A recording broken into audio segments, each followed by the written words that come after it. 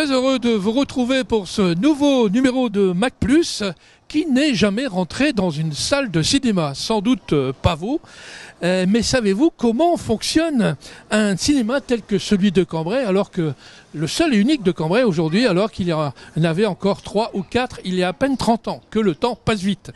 Et pour découvrir un peu comment fonctionne un cinéma, je vous invite tout simplement à me suivre à la rencontre de sa directrice, Christine Carton.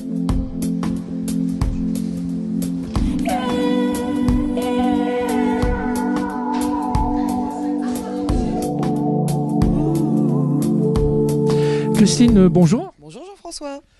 Un petit retour en arrière historique, depuis quand le Palace existe ou le cinéma existe à Cambrai ? Les premières projections à Cambrai ont eu lieu dans les années 1800. Le Palace ici a été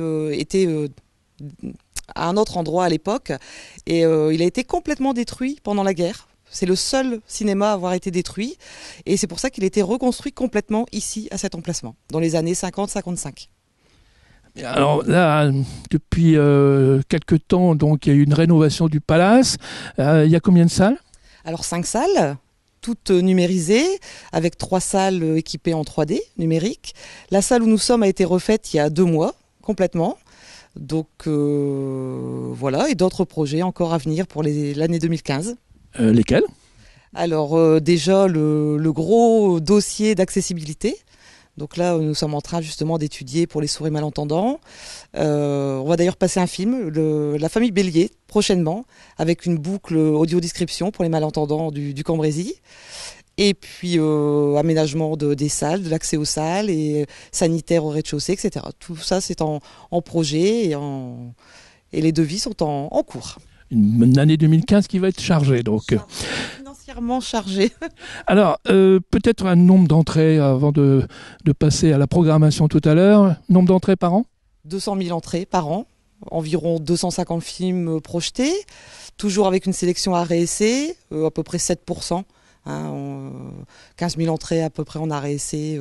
On tient à garder ce côté film qualitatif, en partenariat toujours avec Paul Duet, l'Université du Temps Libre, etc.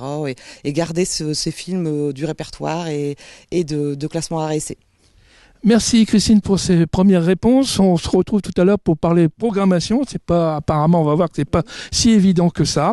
Et maintenant, c'est l'heure tout simplement du Flash Info, toute l'actualité du week-end et de la semaine.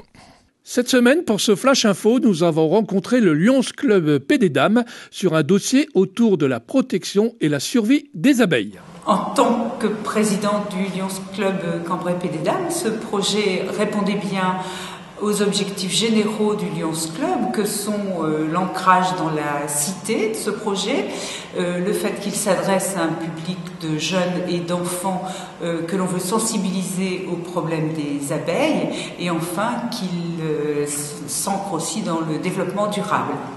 J'ai proposé cette thématique au club parce que elle touche beaucoup de monde, elle nous permettra de faire de la pédagogie auprès des enfants et nous serons utiles à l'ensemble de la population du territoire. Cette thématique, quelle est-elle ?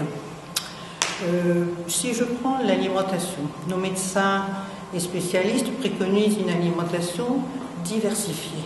Ça veut dire quoi ? Ça veut dire que nous devons avoir un grand choix de légumes et de fruits. Or, cette diversité est menacée par un phénomène qui est celui de la mortalité des abeilles dont le taux est trop important. Depuis plus de 15 ans, le constat est sans équivoque, l'abeille disparaît de nos campagnes. Alors bien sûr, l'abeille produit du miel, mais elle a un rôle beaucoup plus important. Nous avons tous appris que les abeilles contribuent à la pollinisation de plus de 80% des espèces de plantes à fruits et à fleurs. Si les abeilles disparaissent, la pollinisation est en déclin, la biodiversité en question et l'économie en difficulté. Pour sensibiliser à cette problématique la population et notamment les jeunes, leur apprendre et faire comprendre le rôle fondamental de l'abeille, Nous avons créé le site Abeille. Donc, qui comprend un espace ludique et informatique destiné aux enfants et aux adultes d'ailleurs, pour expliquer l'abeille et sa vie, et un espace pédagogique avec les apiculteurs qui expliqueront le fonctionnement d'une ruche. Tout ce projet a pu être mis en place grâce à un partenariat important avec la ville de Cambrai, le pays du Cambrésis et la région, la société d'apiculture du Cambrésis et le Lions Club District 103 Nord. Une soirée caritative à suivre le vendredi 28 novembre de 19h30 à 2h du matin, Raising Night, au château de la Motte Fénelon au profit des enfants de l'Arpe. Une soirée rigolote et fun basée sur un retour à l'enfance. Réservation et renseignements à l'accueil du château de la Motte au 03 27 83 61 38 jusqu'au 24 novembre. Entrée 8 €. Du sport avec Cambrai Volley Élan du Cambrésis qui reçoit Saint-Quentin en Pro B pour un derby chaud salle Vampoule demain samedi 22 novembre à 20h. Et en élite dame de hockey sur gazon, Cambrai reçoit Nantes au stade Villard demain samedi à 15h. Pour faire suite à ce Mag Plus spécial cinéma Le Palace, nous vous offrirons désormais chaque semaine les sorties cinéma, avec pour commencer ce dimanche 23 novembre toute la journée, un tarif spécial braderie à 5,50 € pour tous.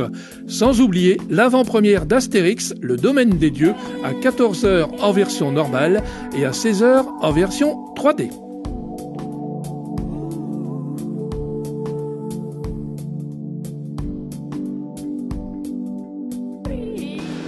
De retour au Palace avec Anthony, l'un des techniciens projectionnistes du cinéma. Alors ici on est dans une salle, il y a plein d'écrans. À quoi ça sert ? Alors ça, tous ces écrans, ça permet de suivre en fait plus ou moins tout ce qui va se passer là en ce moment. C'est-à-dire que j'ai un écran de caméra de surveillance qui me permet de voir le hall, les 5 salles, suivre le bon déroulement des films. Et surtout en fait là, celui-là, celui qui est connecté au serveur principal en fait, qui connecte un peu toutes les machines et qui permet en fait d'interagir directement avec les salles, avec les films, etc. Donc le métier aujourd'hui a énormément évolué. Est-ce que le 35 mm, les grosses bobines, tout ça, l'odeur du film, ça manque pas ? Alors c'est sûr que ça a perdu un peu de son charme. Par contre, il y a ses avantages, ses désavantages. Dans les désavantages, c'est sûr que on n'a plus ce petit grain d'image qui faisait le cinéma. Par contre, on a gagné énormément en qualité. Et ensuite, le métier a totalement changé. Donc en fait, comme on a changé de support, on passe d'une bobine avec beaucoup de rouleaux, énormément de poids, à des disques durs en fait, comme ceci, où certes c'est très volumineux, mais maintenant on parle en gigas. Donc voilà, le métier a complètement évolué. Est-ce que par hasard, on peut peut-être piloter ça à distance ? Est-ce que ça peut se faire d'un autre endroit qu'ici ? Alors là, ici c'est le poste de contrôle, on va dire, principal. Il y en a un autre qui se situe en bas à la caisse, qui nous permet de toujours avoir un œil sur ce qui se passe dans toutes les salles. Merci Anthony pour toutes ces explications et bon courage pour la suite. Alors maintenant un petit détour vers la maison de l'enfance avec un rendez-vous avec Delphine Pontieux et on va parler d'un tout autre sujet, Handymom. Bonjour à tous, nous nous trouvons maintenant à la maison de l'enfant avec Delphine Pontieux. Bonjour Delphine. Bonjour Marine. Vous êtes donc chargée de projet pour le dispositif Cambrai Handymom. Alors tout d'abord, qu'est-ce que ce dispositif ? Donc Cambrai Handymom, c'est un espace ressource pour les familles qui ont un enfant en situation de handicap. Donc en fait, on propose un accueil avec un accompagnement global adapté en fonction des besoins des familles. Donc à la fois une aide dans les démarches administratives, mais aussi la recherche d'un mode de garde, donc auprès des crèches, des assistantes maternelles, des centres de loisirs. Un accompagnement aussi psychologique, donc on a un groupe de parole qui fonctionne une fois par mois et de la guidance parentale. Et on a aussi mis en place un service de garde à domicile, donc élargi aux soirées et aux week-ends. Donc Votre rôle finalement, vous êtes seul dans cette structure ? Oui, je suis seule à coordonner le dispositif. Donc en fait, je suis située ici à la Maison de l'Enfant, mais le but du dispositif, c'est d'intégrer les enfants dans les différentes structures de Cambrai. Et j'interviens aussi notamment, par exemple, à partir du mois de septembre, sur les activités périscolaires, donc aussi pour intégrer les enfants dans les activités périscolaires qui sont mises en place par la ville de Cambrai. Donc votre mission finalement est d'accompagner chaque petit Cambraisien qui est en situation de handicap à s'intégrer socialement finalement.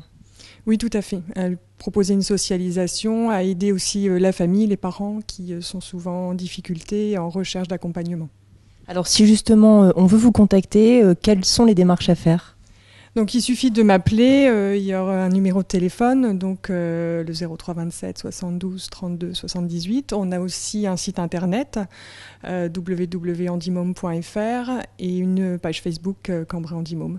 Et c'est destiné pour les enfants de quel âge ? À quel âge ? On est en gros sur une tranche d'âge 0-12 ans, on va dire. On s'arrête au début de l'adolescence, puisqu'après les actions qu'on propose ne sont plus adaptées. Mais par exemple, sur le groupe de parole, on a des parents aussi qui viennent avec des enfants un peu plus âgés, ça pose pas de problème. Alors, en une année, par exemple, vous accompagnez comme ça combien d'enfants ? On a en gros une quarantaine d'enfants pour l'instant. Et alors, pour terminer, il y a un temps fort à venir très prochainement. Oui, donc le jeudi 27 novembre, on a le temps fort annuel Cambrai Handimome qui est destiné donc aux parents d'enfants en situation de handicap et aussi aux professionnels du champ du handicap et de la petite enfance. Donc ça aura lieu au marché couvert. Et le thème de cette année, c'est l'accès des enfants en situation de handicap, donc aux loisirs, au sport et à la culture. Voilà, donc on aura une démonstration de la Fédération française Handidance avec Cécile Avio et puis ensuite des stands qui permettront de présenter les activités qui sont accessibles sur Cambrai et aussi une table ronde avec différents intervenants qui interviennent sur Cambrai. Eh bien, merci beaucoup à vous Delphine. Et donc pour plus de renseignements, rendez-vous à la Maison de l'Enfant de Cambrai qui se situe place du Marché Couvert. En attendant, on retrouve tout de suite Jean-François qui se trouve dans les salles obscures.